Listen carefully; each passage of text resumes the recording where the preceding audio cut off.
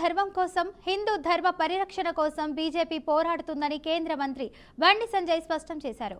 ఓట్ల చోరీ అంటూ కాంగ్రెస్ నేతలు చేస్తున్న ఆరోపణలు అర్థరహితమన్నారు. పీసీసీ అధ్యక్షుడు ఓట్ల చోరీ గురించి కాకుండా సీట్ల చోరీ గురించి మాట్లాడాలని సూచించారు.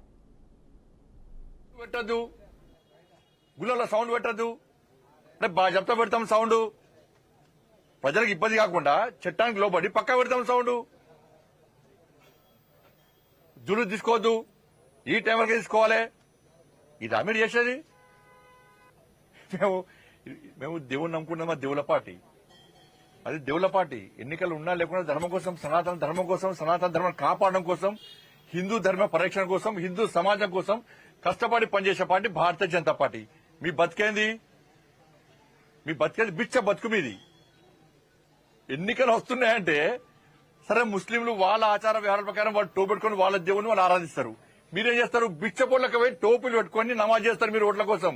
మేము ఎన్నికలు ఉన్నా లేకున్నా సనాతన ధర్మం కోసం, హిందూ సమాజం కోసం, హిందూ ధర్మ పరిరక్షణ కోసం పక్కా భారతీయ జనతా పార్టీ ముందు ఉంటది. ఎన్నికల కోసం కాదు. ఎన్నికలు ఉన్న ధర్మం గురించి చెప్తాం, ఎన్నికలు లేకుండా ధర్మం కోసం కొట్టాడతాం. జైలుకు పోయినాం, లాడి చేసి దెబ్బలు తిన్నాం. మేము బైన్సాలో పేద హిందువుల ఇల్లు కాలబెట్టినప్పుడు ఏడవేరు వీళ్ళు కాంగ్రెస్ వాళ్ళు.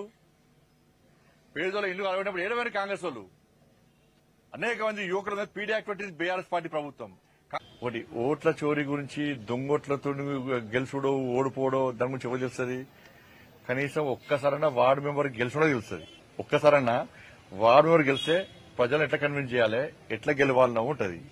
నేను 1995 ఎన్ని సంవత్సరాలు ఇప్పటికీ 30 సంవత్సరాల నుంచి నేను కంటిన్యూస్ గా ప్రజాప్రతినిధి.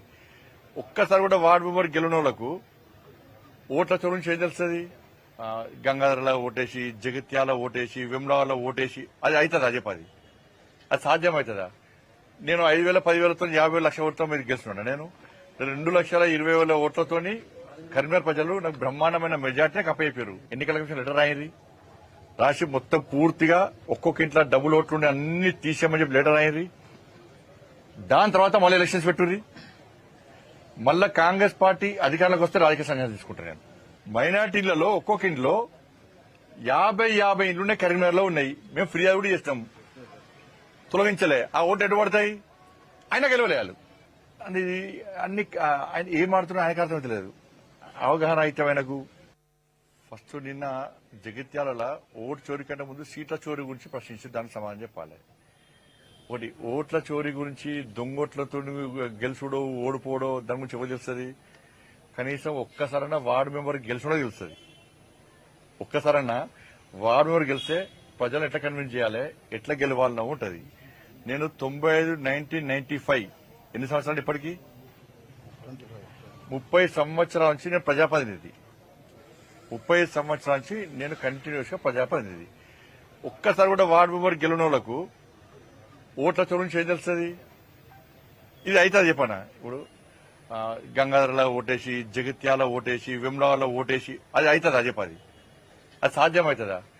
నేను 5,000, 10,000తో 50,000 లక్షల ఓట్లతో మీరు గెలుస్తున్నాను. నేను 2,20,000 ఓట్లతో కరీంనగర్ ప్రజలు నాకు బ్రహ్మాండమైన మెజార్టీని అప్పయ్యారు. కాబట్టి ఓట్లు వేసిన ప్రజలను దొంగోట్లంటే ఇది కరీంనగర్ పార్లమెంట్ నియోజకవర్గ ప్రజలతో పాటు ఈ 8 నియోజకవర్గాల పార్లమెంటు నియోజకవర్గాల్లో ఆ ఓటర్లను అవమానించినట్ట కాదా? గ్రామ పంచాయతీలకు కాంగ్రెస్ పార్టీ ప్రభుత్వం అధికారంలోకి వచ్చిన తర్వాత ఒక్క పైసా ఇచ్చిన చెప్పారు. ఒక్క పైసా. నాకు తెలిసి దేశంలో 2 సంవత్సరాల కాలంలో గ్రామ పంచాయతీకి ఒక్క పైసా ఇవ్వకుండా ఉన్న ఏకైక ప్రభుత్వం తెలంగాణలో కాంగ్రెస్ పార్టీ ప్రభుత్వం. ఒక్క పైసా కూడా ఇవ్వలే. ఇప్పుడు ఎన్నికలు దేనికోసం పెడతాం అనుకుంటున్నారు? కేంద్ర ప్రభుత్వం నిధులు ఇస్తుంది కాబట్టి ఎన్నికలు పెడదాం అనుకుంటున్నారు. మరి కేంద్ర ప్రభుత్వం నిధుల కోసం ఎన్నికలు పెడితే ప్రజలు ఎవరికి ఓటేస్తారు? కేంద్రంలో అధికారంలో పార్టీకి బీజేపీకి ఓటేస్తారు. దాని మీద స్పష్టం చెప్పని చెప్పాను.